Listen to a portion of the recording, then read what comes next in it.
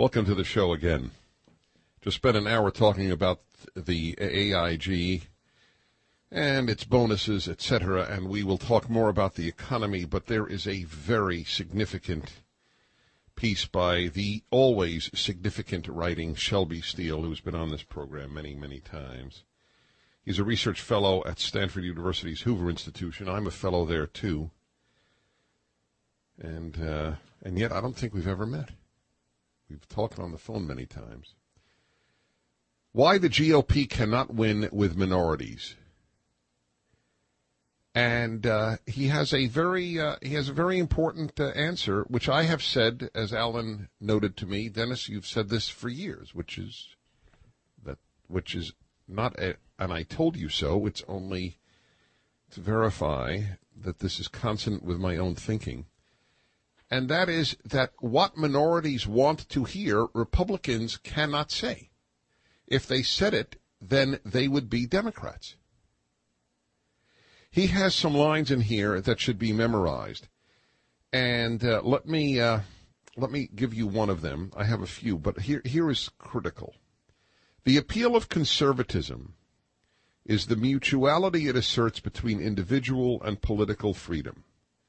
Its beautiful idea of a free man in a free society.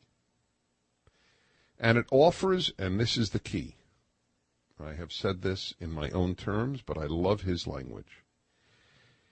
It offers minorities, that is conservatism, the one thing they can never get from liberalism, human rather than racial dignity.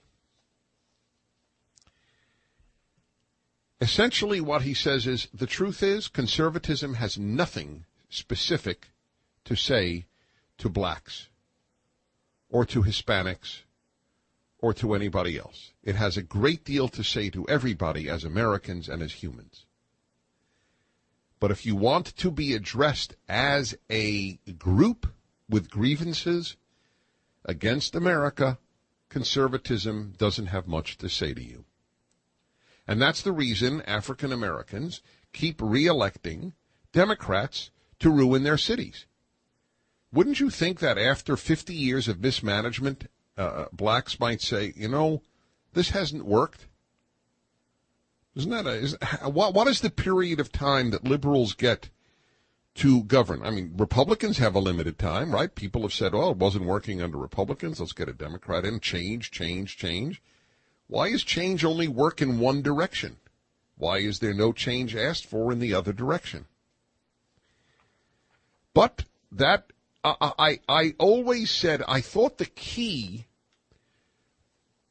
who was this asked of? Was it asked, I believe, in the 2004 election at some either debate, I think it was a town hall debate. And a woman got up, I think she was a black woman, but I'm not certain, and asked, was it either George Bush or John Kerry, what will your plan, what will you as president do for me? Remember that? Was it asked, who was it asked of? Both of them? I don't know. Maybe it was just asked of both. I don't know. And I remember saying something to the effect that if I were to answer, I would have said nothing. Madam, that is not how I will run the presidency. It is not here to serve you. It is here to serve the American people and its values. And if I have thereby lost your vote, I feel bad about that because I really want to win. I think that half of this country, if not more, would have stood up and yelled itself silly at a candidate who would answer that. But the difference, to me, it wasn't the answer that mattered. It was the fact that the question was posed. It is inconceivable to me that a generation earlier, someone would have gotten up at a debate between Eisenhower and Stevenson, let's say, and said, what will you do for me? But that is the way the country has changed. Liberalism has done that. And Shelby Steele says, look, the truth is conservatism can only make its case and can only win the minority voter who wants that case, who doesn't want to have minority grievances dominate his or her electoral choice. That's it, and I've said that too. And if we lose on that account, then so be it. Then the country is essentially lost. Because if minority grievance, and by the way, minority in America, as you know, means anything that is not white Christian heterosexual male. That's everybody. Even females are minorities, even though they're a majority.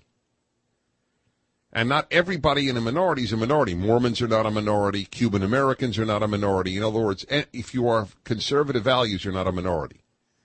You have to have left-wing values in order to be considered a minority. Can you name a conservative minority? TikTok, please. Can you name a conservative minority?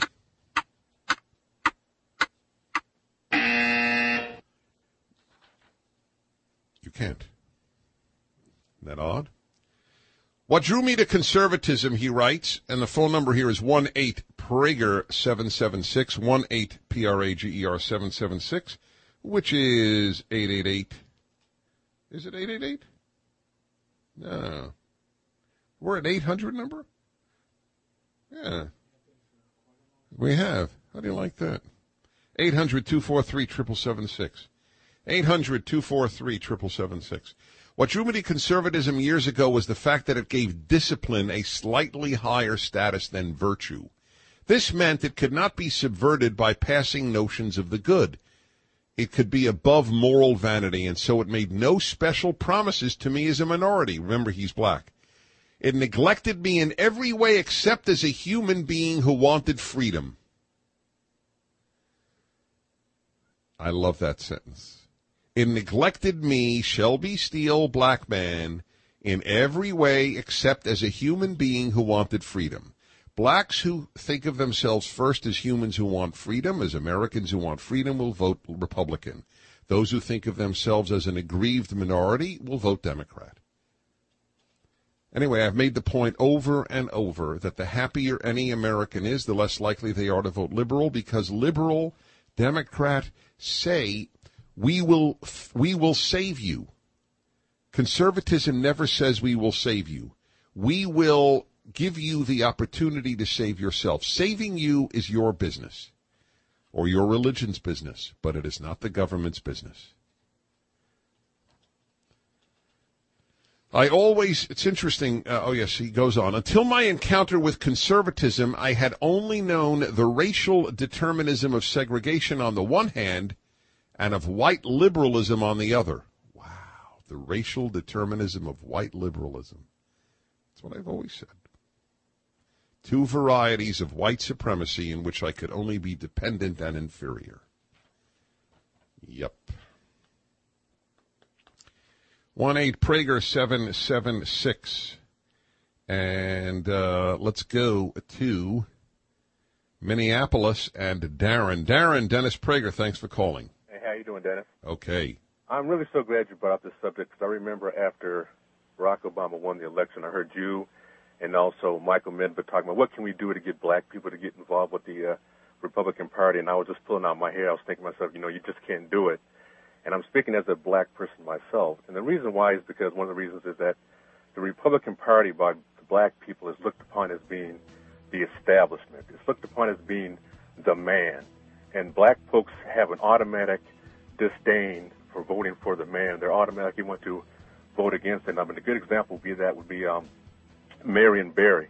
If you recall, when Marion Barry got caught smoking crack in that hotel room, black people still voted him back into office. And the reason why they did that was their way of kind of thumbing their nose at white society, saying, well, hey, fine, yeah, you caught our guy in the room. Stay on with me, Darren. Stay on. I have some questions to ask you. We continue on the Dennis Prager Show.